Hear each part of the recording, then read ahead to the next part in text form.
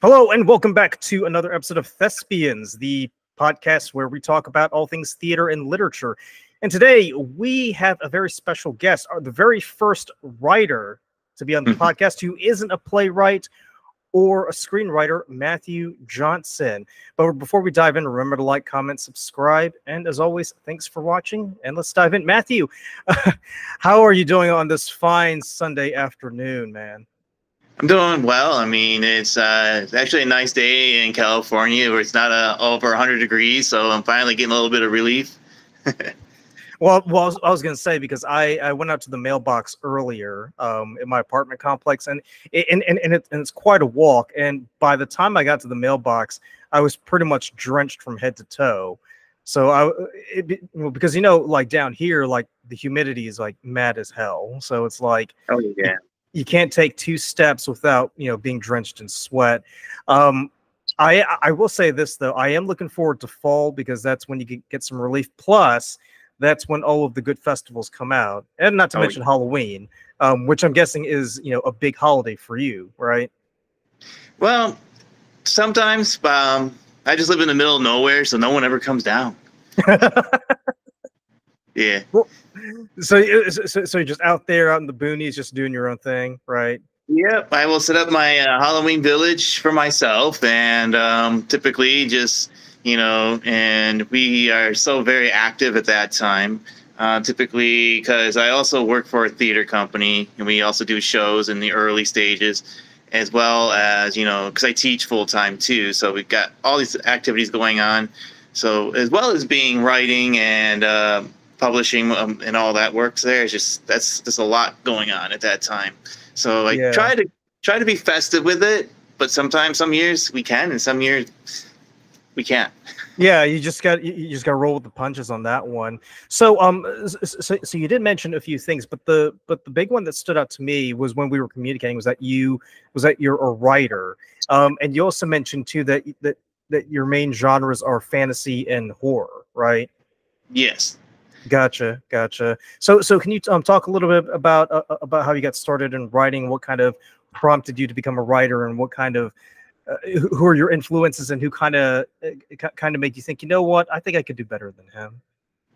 Well, the very first thing that got me going in writing was during the summer between my junior and senior year of high school.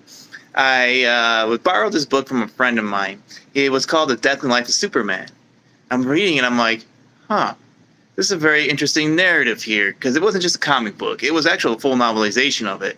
And so I read it, I'm like, I could create my own superhero. So, and that's how I really started diving into the whole writing aspect. And I'm like, okay, cool, superhero writing is fun, it's neat. What happens if I do this instead, or this here? And it kind of morphed into interested in horror because I read Stephen King. Like, so, just like many horror writers, some of them first were introduced to the genre through Stephen King. Night Shift was the first collection that I read, and those short stories were just like impacting me. I was like, wow, this is just like, I felt such emotionally overwhelmed by many of these stories in there. So I was blown away. Oh, and Salem's Lot, too. That freaked me out. I had nightmares about vampires. Even though, like, I lived up on the second floor of a farmhouse, I just kept having nightmares that someone was out there knocking on my window. I'm like, no, dude, no, you're fine. You're fine. No vampires. Well, you said farmhouse because I automatically think of the Exorcism of Emily Rose. Because like whenever I hear something about a farmhouse, it automatically thinks there's like something's just gonna fly up into the upper loft and grab you. Yeah, oh yeah, definitely. I mean, the scariest thing I had in there one night was a bat. Oh. I didn't even know it was a bat. I thought it was like, oh, there's a bird or something got in here. I woke up at 2 o'clock in the morning, so I threw my bathrobe over it, and all of a sudden this webbed wing came out. I'm like, oh, okay. And I just carefully carried it down the stairs, and then just opened up the door, like, fly free, don't bite me. well, I was gonna say, I mean, it happened at 2 o'clock in the morning, so it's pretty close to the witching hour. So that's another thing right there. So can you talk about like what it was like getting when you first started writing? Like did you do a lot of journaling, or did you kind of take existing stories and kind of like manipulate them in your own way, or were you just like creating original stuff like from the get-go? Me, I just created my own original pieces.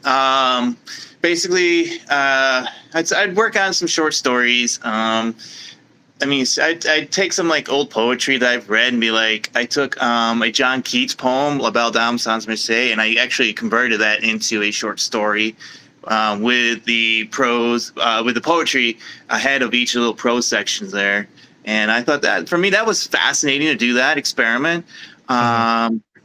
But more or less, I started just really going through my just original works and just building, like thinking about, oh, so Stephen King writes about his own location, a fictionalization of Maine. So I started fictionalizing the place where I grew up, and I came up with like this whole backstory of everything. And honestly, I mean, when I wrote it down, it was on an old old computer with the floppy disks with a dot matrix printer. Yeah, I remember that. Yep. So a lot of those things are gone. They're just gone because I don't know what happened to them. And even when it updated to like the hard disk and stuff, I don't know. They're just gone. But I know the stories are in here, but I don't have hard copies of those old ones. And one day I'll revisit them. But but for my modern day one, like my recent one that I just came out last year, Extermination, I actually read a magazine was looking to serialize a novel. So I'm like, okay, so they wanted an outline. So I'm like, okay, I can do this. So I outlined it and I submitted it to them. And they came back and said, nope, we don't want it. So I'm like, oh, okay. So then I'm like, what am I going to do with this? Oh, I have an outline for a novel. Might as well write it. Yeah. So was that the first time you experienced rejection? Oh, no. Okay. No. I've been so many rejections. I mean, it's part of the business. We're going to get rejected 90% of the time. And that's just how it flows. I mean, it got so bad. And plus, even now, just looking at how things are being done in the publishing industry, I just got so tired of it. And so I started basically made my own imprint, Untold Stories. So I have my own publishing imprint. I'm independent. Not only do I publish my works, but I'm publishing other people's works. So, and yeah, yeah. So talk about that because I've been hearing a lot lately how a lot of writers are actually starting to self-publish and actually start doing their own thing rather than try to go through the system like they've been doing for the past 100 years. What goes into starting that? Is it one of those things where it's as simple as setting up a website, or do you need money, or what? Well, basically, when I was getting manuscripts done and submitting them out to agents, you wouldn't hear from agents at all sometimes. Or sometimes they get back to you like 6 months down the road. And I'm like, what's going on? So I'm like, it's too long. And I already put in a year or so writing and editing, and not to have hear back anything at all. I'm like, this is not cool. This is disrespectful of the artist and the industry. And then going out there and reading stuff is like, this is pure crap. Why are they publishing this? Oh, they publish it because it's a big name of someone who's already been done before. And so this is kind of like a little vanity project they wanted. And I'm like, okay. So it's like in the industry, what they want are the consistent recycled voices over and over that they can sell for. Now it's like $20 a novel. And I'm like, whoa, that's expensive. Even for a paperback, $15 to $20. I'm like, that's too much. So what I decided to do was I have my own editor. I have my own cover designer who also works as my kind of like creating book trailers and advertisement. I set up my website and everything. And so I decided, I'm just going to go do this on my own because I see how it's all set up. And I have all these people that are going to help me out. And when I went through a writing program in my MFA, so it's like, okay, so I know how the editing process works. I know when I talk to agents and editors through they're basically, well, these are things that they look for. I'm like, cool. So I did that already, but they still said no. So I'm like, okay, well, now I know what to do. And the biggest challenge I find is getting the readers to want to take a chance on it. That's why right now my biggest thing is I sell hard copies. Like I will get the author copies from Amazon. They'll be shipped out to me. They usually cost about $5 to $6 per print. and with shipping and handling, maybe an extra $1 or so. And I take that and then I go out to different venues and I set up a table and I will sell my works. Now, I have even branched out and made my publishing company into a little mini bookstore too. So that means I purchase other authors' works to come alongside. And when I set up my stuff, I have mine in the middle and I have their works all around it. That way, when people are looking for something specific, I'd be like, oh, okay, I don't have it for myself personally, but here, here, and here.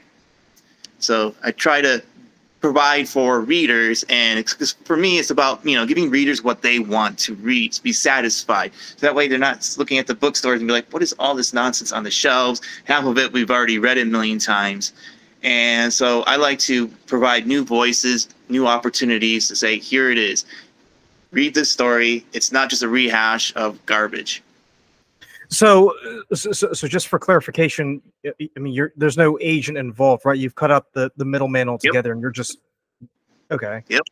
Gotcha. So I invest my own time and money into it, and yeah, it takes time. Just you gotta write it. You get book cover designer, hire them. You got your editor, you gotta hire, and it takes time and money. So basically, per project piece, not counting the actual solid, not the physical copy in your hand, it can vary anywhere, depending on if you're doing a lot of advertisement. I don't do a whole lot of advertisement because I find that it's so saturated out there. People are buy my book, do this, do this. It's like, all right, they're never gonna get seen, or if they get seen, they're gonna look, oh, who's this person? And so it's a waste of money and time. So typically, looking at, for me, about $2 to $3 grand per book. Wow. Yeah, and then so nothing I wanted to ask you too, because you said that it's not just your works, but it's other authors as well. Are you reaching out to these other authors and asking if you can publish your books, or are they reaching out to you? How does that work out? Well, the one author that I'm publishing, she was from someone in my program that I went with, the MFA program. So I know her. The other ones are published through other indie groups or indie publishers. So I just contact them, and then I contact their publisher, and they give me discount rates. So, and it's like, they're like, oh, you're a small bookstore. Well, we can send you this for 50% off or 60% off, and we'll help you cover shipping and handling. And I'm like, oh, good.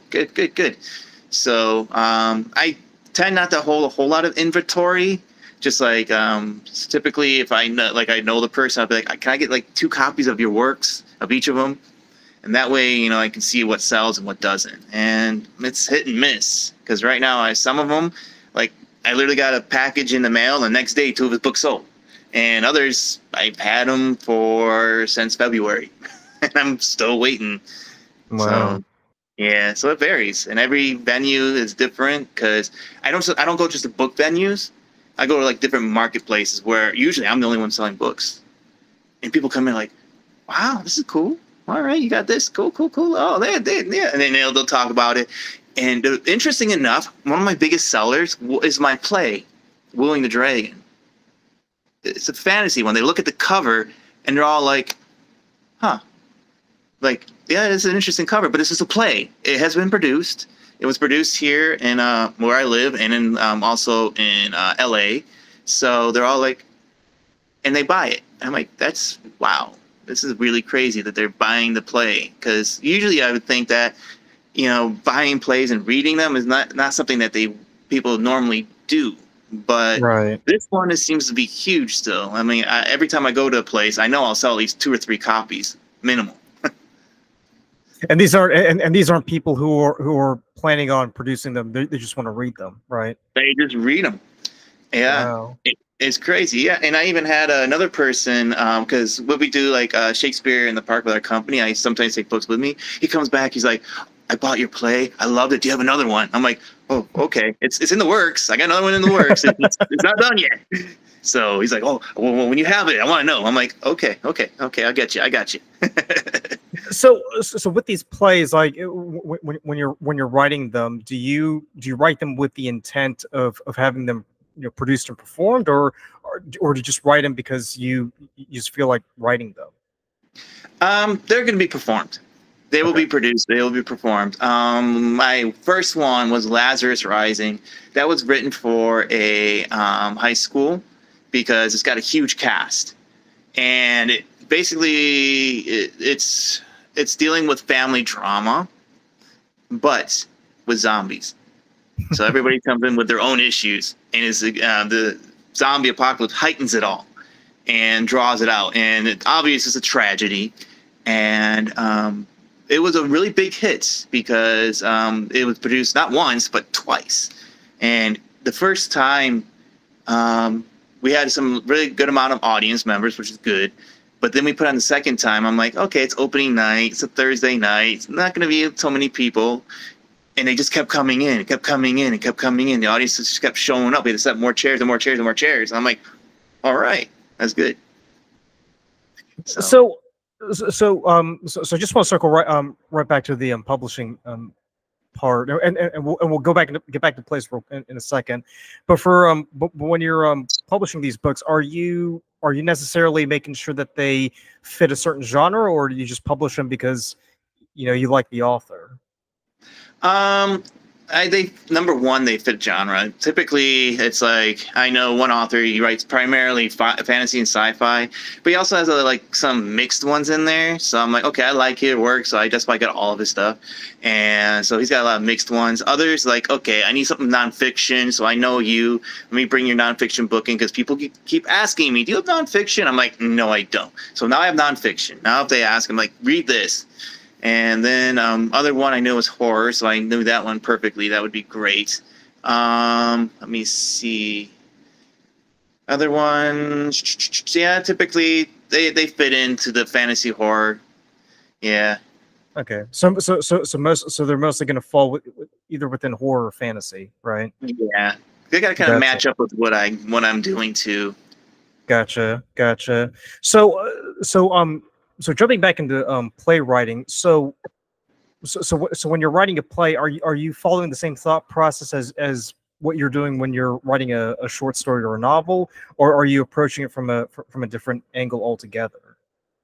With this one, the difference between, for me, a play and, say, a short story or novel is that you have to visualize the event on the stage. Like, how is this going to fit on that stage? But the story and the story arc, for me, have to still fit within there. You still have to have a character who starts one way and ends different ways. You have the little arc go through. And not just all my characters go through an arc, so they have to. Otherwise, it's boring. I don't like boring stuff. And so basically when I write, it's mostly it's faster because I just focus on dialogue. I don't sit there and develop the scene. I'd be like, all right, here's the staging. Here's where people are entering and exiting. But you guys figure it out. I usually don't even say that. It's like, here, enter so and so. That's it. I don't do the whole curtains down, curtains up, lights off. I don't do all those details, stuff like that. Unless there's something specific that I say that needs to be in there, then that's what I do. But more or less, it's very similar. Only it's a cut down version of the short story novel.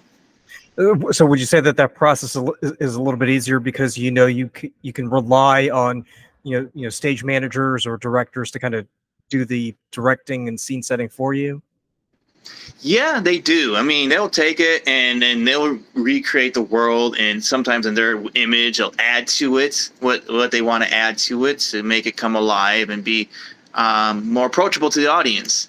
And because, when we're on the page, you're thinking, here's my vision on the page, but it's really 2D. But when it comes from the page to live on the stage, that's where everything changes. It's even different from like writing a movie script, because with movie scripts, you got to follow a specific format. Whereas playwriting, you can just do whatever you want. You can start in the middle, jump around. You can cut from one piece to another, just as long as there's threads that follow through with everything. It's just it's wide open. The world is open to you. So that's a fascinating thing, because yesterday I was talking to an English actor and we were discussing Julius Caesar, and he mentioned something quite interesting. He said that Shakespeare depending on the character, he'll either have the character speak in blank verse or they'll Mm-hmm. speak in prose. But another thing too is that sometimes even when the character speaks in blank verse, it's not incomplete, and it's not that Shakespeare is is a bad writer, but it's the fact that that's how he's envisioning the character. This is how the character kind of gets his point across, is he's sort of he's going through a lot of conflicting emotions, which is why he's not able to, say for instance, articulate things as eloquently as as Mark Antony, for instance, giving the Friends, Romans, and Countrymen speech, because the way that, because that speech is written in blank verse, but it also speaks to the rhetorical tradition of the the Greeks and the Romans. Yep.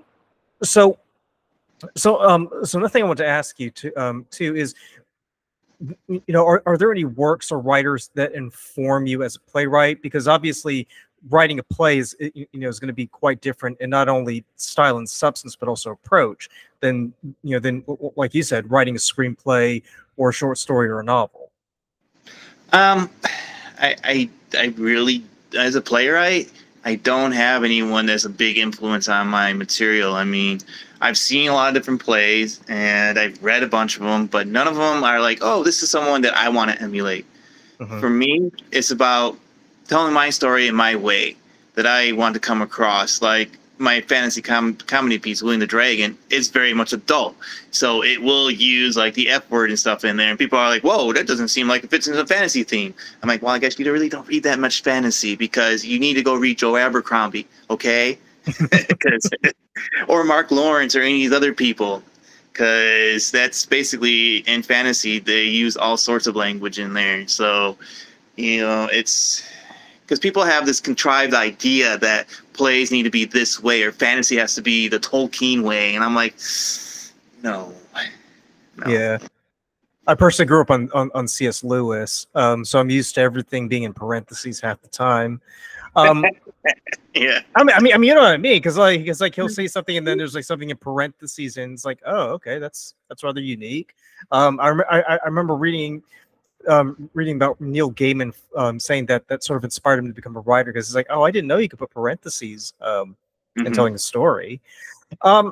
So can you so as a writer, do you have like a particular process or a particular way of figuring out where these characters are going in the story? Is there like anything like in real life or anything that you've read previously that kind of informs how your writing process is going to be? I guess it's just another way of saying who's influencing you, but I'm more curious about your process, really.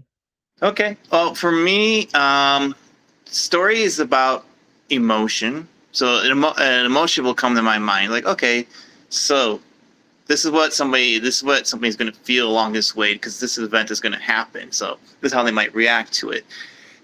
And then I got to think, okay, how am I going to take that emotion and actually parse it down so it's not just this big ball of energy, but to actually make it into a cohesive plot. So sometimes I'll just start off a piece and just start and go. Like I'll get like 20,000 words in, and then I'll be like, all right, I gotta stop.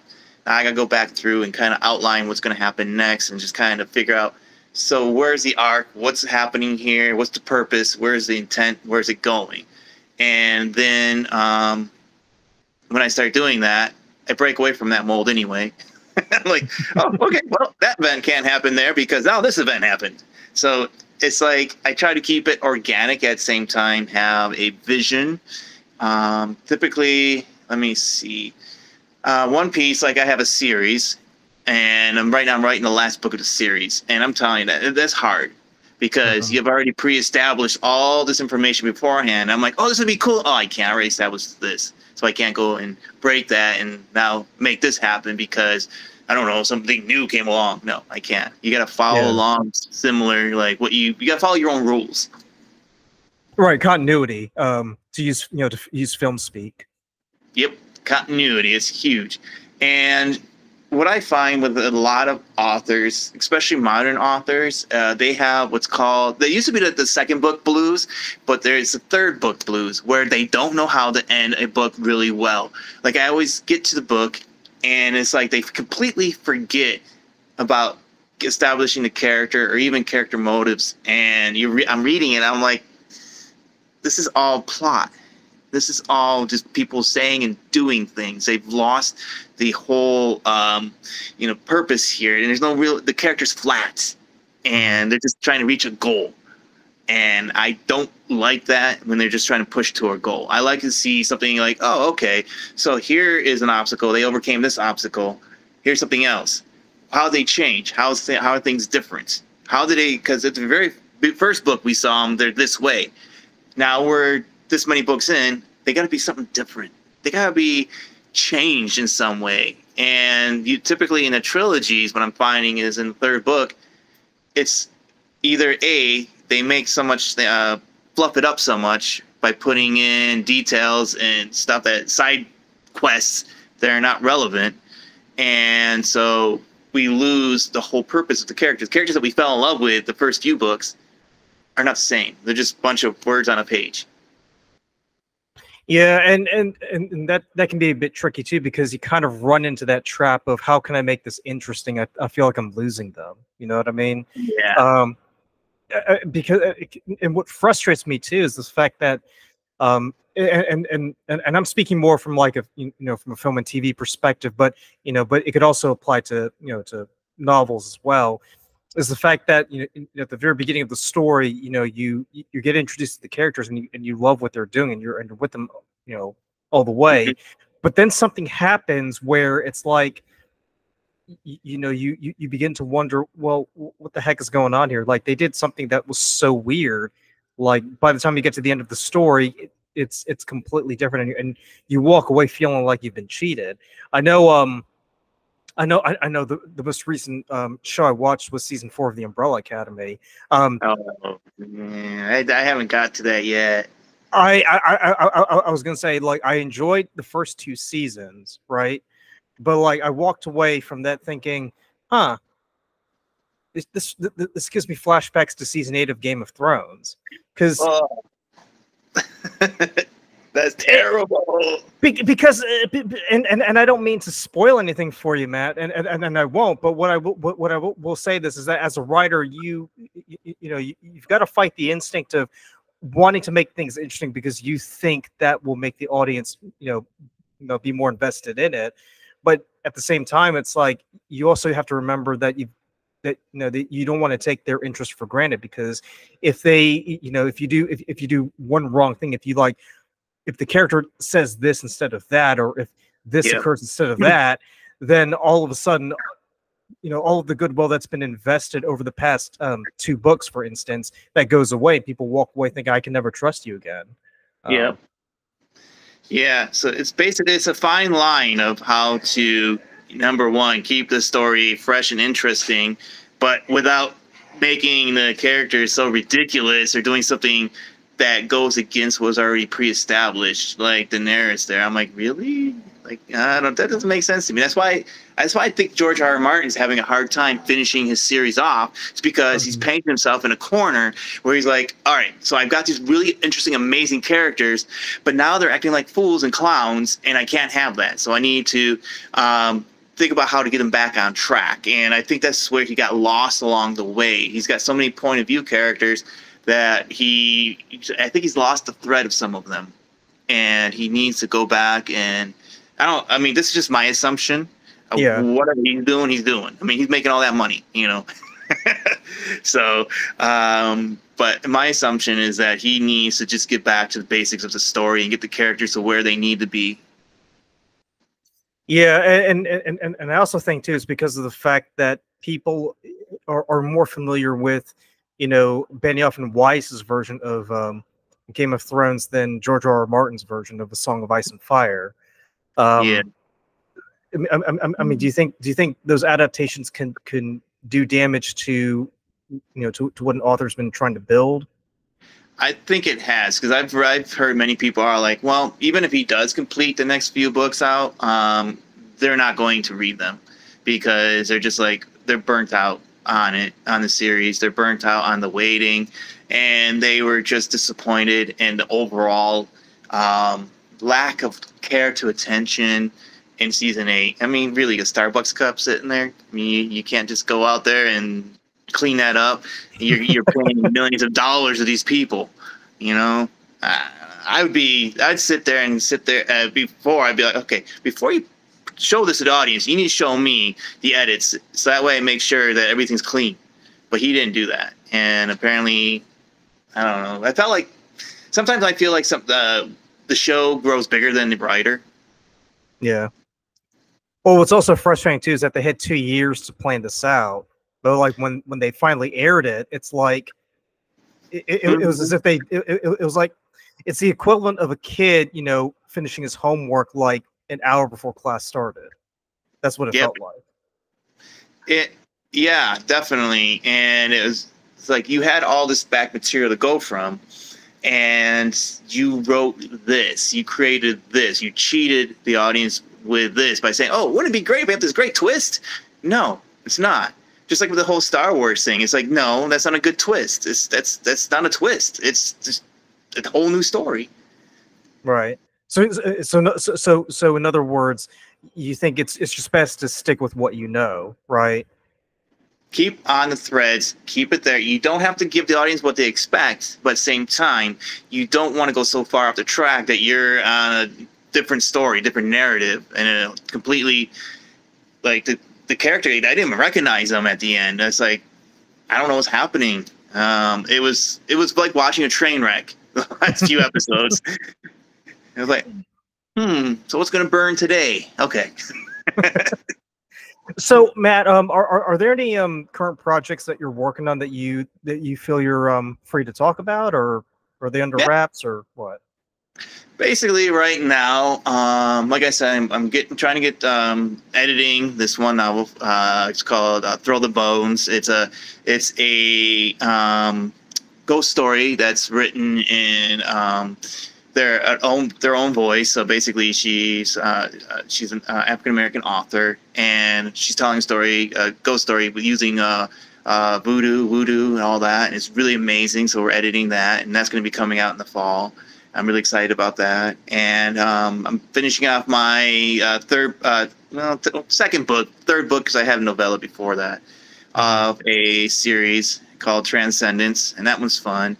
And I do have another project that I can't talk about right now because I'm trying to do a teleplay for a TV series based on one of my novels. Gotcha. I understand. So if someone were to come up to you today and they're saying, hey, Matt, you know, I've been writing a lot since I was a kid. I think I've got some pretty good material. What advice would you give them to kind of help them get started and kind of get their feet wet in the world of writing and publishing? What would that advice be? Step 1, finish it. Whatever you got to finish it. Step 2, you know that whatever you finish is going to be terrible. Edit it, please. Always edit. Step 3, get someone else to read and edit and go through and detail it. And then once you have gone through all that whole process there, then you will have a snapshot what it's going to be like working like with different editors. Because basically the way the editing works is you have the content editing first. So they're going to break down like where the story works, where it doesn't, what should be bolstered, what should be cut, and then you're going to be tossed it back. Like, here it is. You know, make these adjustments, and then once you make those adjustments, then you're going to get line edits. Line edits are different. Line edits are looking through like fixing things like, you know, inconsistent wording, punctuation, just the details that really make the book pop. And then finally, any proofing. So that's the process right there. And you got to get used to it. So that means you got to get other eyes on your book. So get somebody that you trust will give you feedback. That's not going to be like, oh, this is great and wonderful, because it's not. So another thing I want to ask you too. So would you recommend, you know, someone who's trying to, you know, make it big in writing and publishing, would you recommend they try to get an agent first, or should they just go with the self-publishing route instead? Unfortunately, there's no such thing as make it big in publishing. There's no such thing anymore unless you already knew somebody or have been in the business. Even then, if you try an agent, you can probably, if you get picked up by a traditional publisher, you're looking at minimal advances. I mean, they don't pay. Some of them don't pay more than $5,000, and you got to earn that out too in order for them to publish your next book. So if your book doesn't sell and make $5,000 back for them, then you're done. If they give you a bigger advance, like say they give you a $50,000 advance, and you don't earn out, then you're super done. Like with that agent or with that publisher? The publisher, okay. Because the advance comes from the publisher. Yeah. The publishers give out, and if you get really, really lucky for somehow and have something that they think is really unique, which I don't know how they can always out there in the world, you get into what's called a bidding war. If you get into a bidding war, then you know you're golden. Because, but that's pretty rare these days, right? Oh yeah, they are. But usually they're from like, oh look at this person was a mid-lister, but now they're rising up and people are being like audience and people are buying it up like candy. Usually that falls into a lot of the romance or YA fantasy ones, and typically stuff that, you know, it's like not what I wouldn't put on my bookshelf or on my table to sell. Right. So like Stephanie Meyers, for instance, right? Yeah. Or what's her name? Maz? Yeah, can't remember her, but yeah, people are like loving her work, and it's like, so I looked at it, and it's basically like historical fiction for young adults. Okay, gotcha.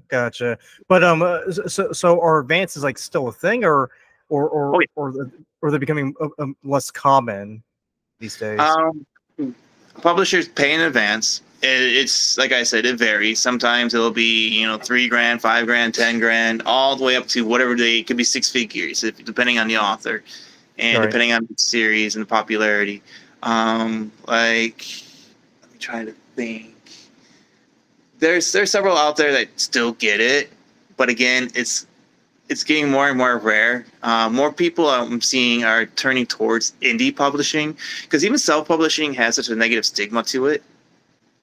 Because you're like, oh, they just put the book out there. It's going to have all these issues and blah, blah, blah. I'm like, yeah, they typically do. Whereas independent publishers are the small ones. It's how the world used to work before. The big five, which now became the big four, used to be there's a lot of different independent publishers where they'd vie for your material. There would be some big ones, a big fish that would, if you land that one, then you're golden. And in fact, it used to be short stories would actually fund your novel.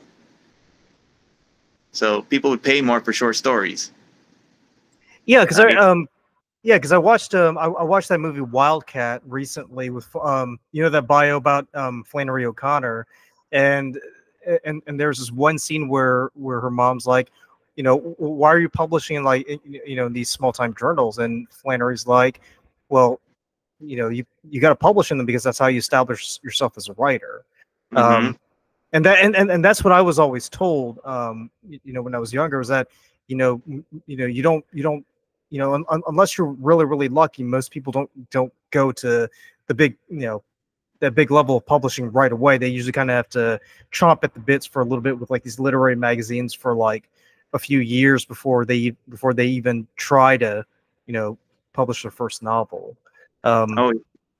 Is that still a thing, or? Now, I don't know too many people that, I mean, they do have, magazines still do have people who are diehard readers, but I don't think that there's many as they used to be.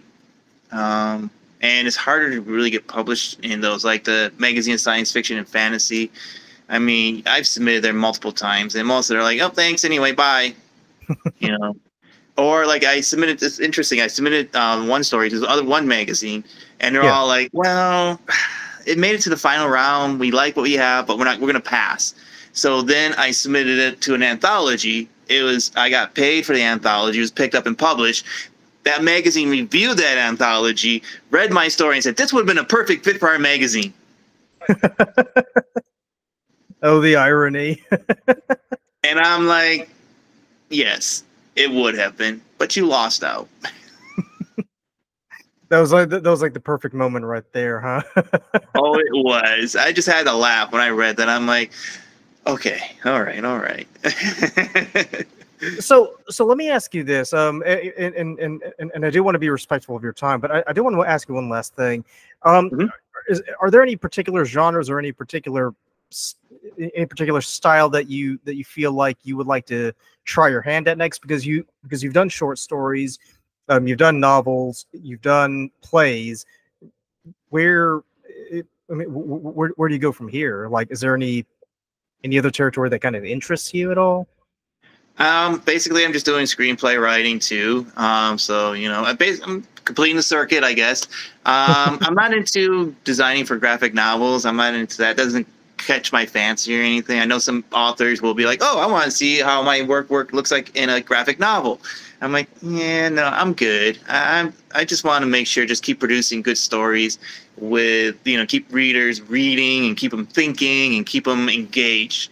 So if it's a short story format, a play, or if it's a novel, that's what I want to just keep doing and just keep producing it. Standalones, big series, whatever the case may be. I just want to make sure that people are happy with what they have and that they want to keep coming back. And it sounds like you're a proponent of traditional reading, really. Having a physical book in your hand and sitting there and reading it, as opposed to, and I'm guilty of this, either streaming something, usually an adaptation of a book, or reading a graphic novel, which which I will say this, I'm a bit more forgiving of that because you're at least reading a physical copy as opposed to actually watching an adaptation. But man, I can't thank you enough for taking the time to being on this episode, and I really do appreciate you walking me through the process, because I'll admit, I submitted a book to an agent probably like 10 years ago, and like you said, like a lot of people have said, sometimes you won't even hear back from the agent.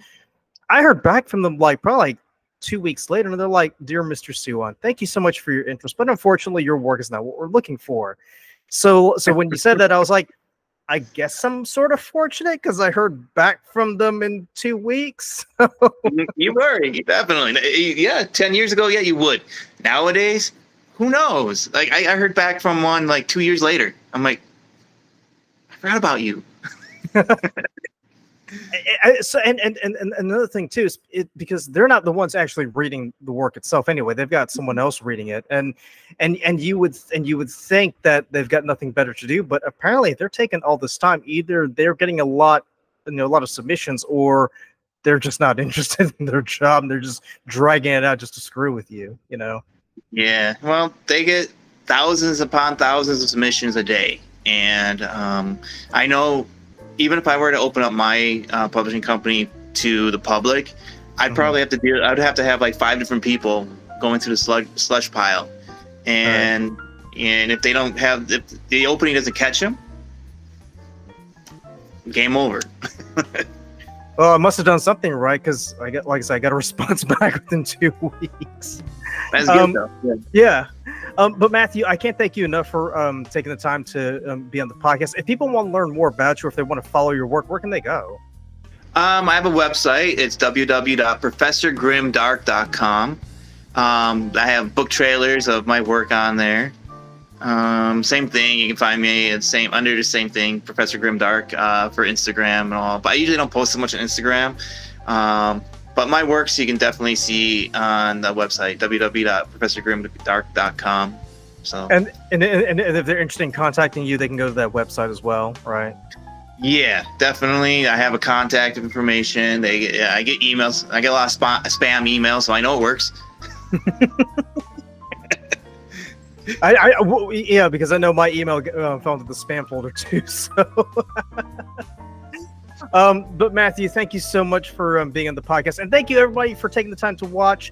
And as always, please remember to like, comment, subscribe, and we'll catch you in the next one. Bye.